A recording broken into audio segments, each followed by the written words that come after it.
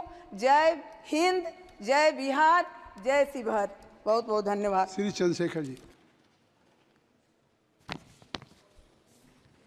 माननीय सभापति जी, जय भीम। महामहिम राष्ट्रपति जी के अभिभाषण पर धन्यवाद प्रस्ताव पर बोलने को आपने मुझे अवसर दिया, इसके लिए मैं आपका आभारी हूं। सभापति महोदय, सर्वप्रथम मैं बहुजन समाज में जन्मे सभी संतों, गुरुओं, महान पुरुषों को नमन करता हूं, जिनमें महात्मा ज्योतिबा फूले, डॉक्टर बाबा साहब अम्बेडकर और मान्यवर काशीराम साहब को मैं याद भी करता हूं आज के दिन पर। साथ साथ नगीना की महान जनता और भीम आर्मी और हमारी पार्टी आज़ाद समाज पार्टी काशीराम के साथियों का भी धन्यवाद करता हूं।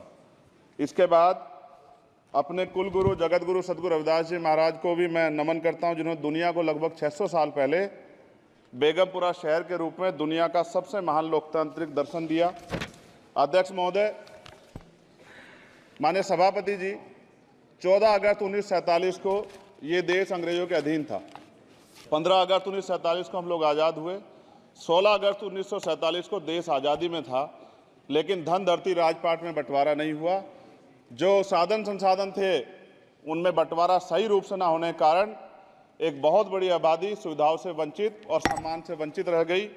उनको सम्मान देने के लिए और अंतिम व्यक्ति तक सुविधाएं पहुंचे, इसके लिए लोकतंत्र की व्यवस्था हुई। लेकिन आज़ादी के 70 साल बाद भी हम कहाँ खड़े हैं, इस पर ये चिंता का विषय है।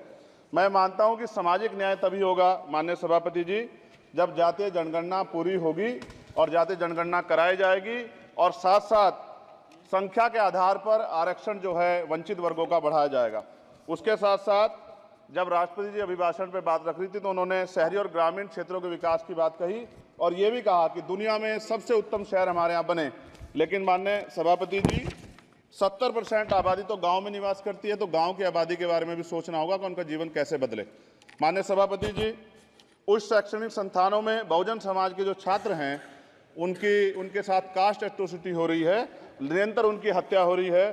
साथ साथ जो सरकारी कर्मचारी हैं दफ्तरों में, उनके साथ भी जो SC ST OBC और मुस्लिम और अन्य धार्मिक अल्पसंख्यक, उनके साथ भी माननीय सभापति जी जातिगत और धार्मिक जो है शोषण किया जा रहा है। इसलिए मेरी मांग भी है कि पुरानी पेंशन को भी अध्यक्ष जी बहाल किया जाए। जो कर्मचारी देश की सेवा में लगे हैं उनका भी सम्मान होना चाहिए। साथ साथ सभापति जी, भाजपा ने चुनावी लाभ के लिए सबका साथ सबका विकास के नारे दिए जो खोखले हैं, क्योंकि 10 साल में दलित, पिछड़े, आदिवासी, मुस्लिम और अन्य धार्मिक अल्पसंख्यक जो अत्याचार हुए हैं वो किससे छिपे हुए नहीं हैं। ये गलत है, ये बंद होना चाहिए।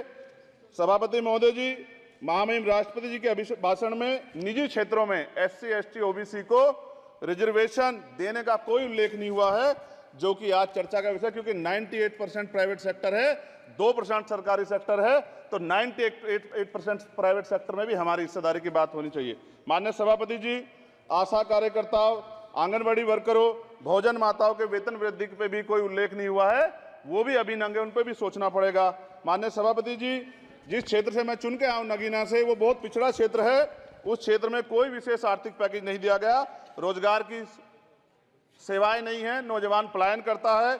IIT, IIM, एम्स, केंद्रीय विद्यालय आदि शिक्षा में और चिकित्सा संस्थानों की स्थापना होनी चाहिए, जो कि नहीं है।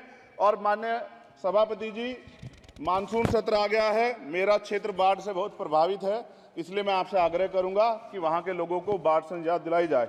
माननीय सभापति जी, चीन हमें आंख दिखा रहा है और लगातार हमारे देश की सीमाओं में घुसपैठ कर रहा है, इसलिए अग्निवीर योजना को हटाकर पुनः सेना भर्ती शुरू की जाए और साथ साथ भारत की सबसे प्राचीन व बहादुर रेजिमेंट में से एक चमार रेजिमेंट को पुनः बहाल करा जाए, ऐसा भी मेरा आपसे आग्रह है।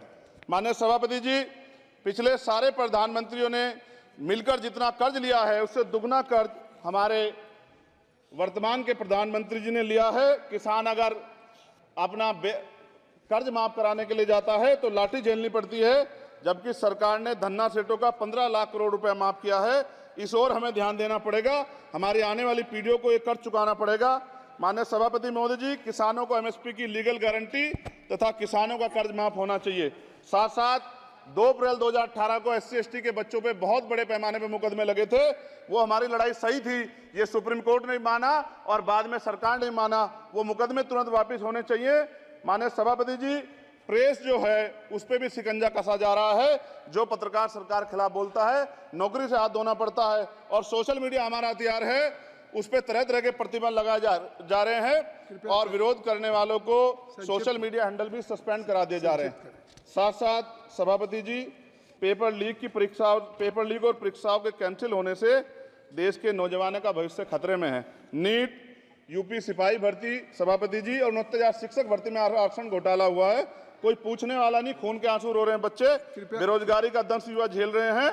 इसलिए मेरा आग्रह है कि युवाओं के लिए कृपया समाप्त करें चंद्रशेखर। माननीय सभापति जी, मैं पहली बार बोल रहा हूं, आप कहेंगे मैं बैठ जाऊंगा, मैं आपकी बात, मैं संवैधानिक मर्यादा का पालन करूंगा, मगर हम तो माननीय सभापति जी सुन ही रहे हैं। आप बोलिए, 1 मिनट। धन्यवाद। एक मिनट और बोलिए। अध्यक्ष सभापति जी, नारी सम्मान की बात करने वाली सरकार, हमने मणिपुर देखा सर, हमने पहलवान बेटियों का हर्ष देखा सर, और हमने सर हाथरस की बेटी का हर्ष देखा सर, और हाथरस के परिवार को जो वादा किया था सरकार ने वो भी पूरा नहीं किया।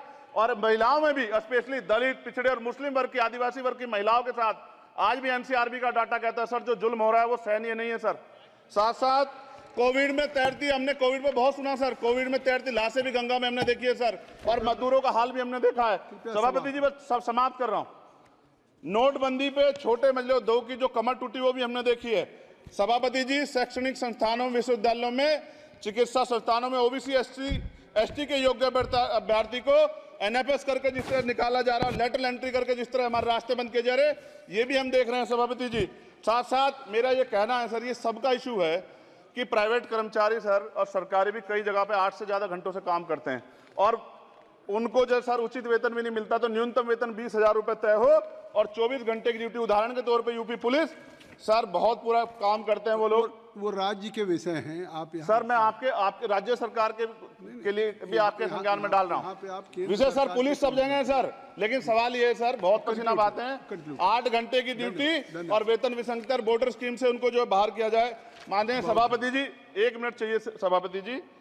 राष्ट्रपति जी ने धर्म के बारे में बात की थी, राम मंदिर से पहले हमारे गुरुगढ़ तुगलकाबाद का फैसला आया था राष्ट्रपति जी, वो सभापति जी अभी तक दिल्ली में स्थित सदगुरु रविदास जी महाराज का गुरुघर नहीं बना। साथ साथ सभापति जी, अपनी बात को खत्म करते हुए मैं आपसे कहना चाहता हूं कि जितना देश दूसरों का है सर, इतना हमारा भी है। हम मरने के लिए पैदा नहीं हुए, जो चाहता है हमारी हत्या कर देता है। मूछे रखने पे, घोड़ी पे बैठने पे, मटकी छूने पे हमारी हत्या हो रही है। क्या बदला है सर 70 साल बाद भी?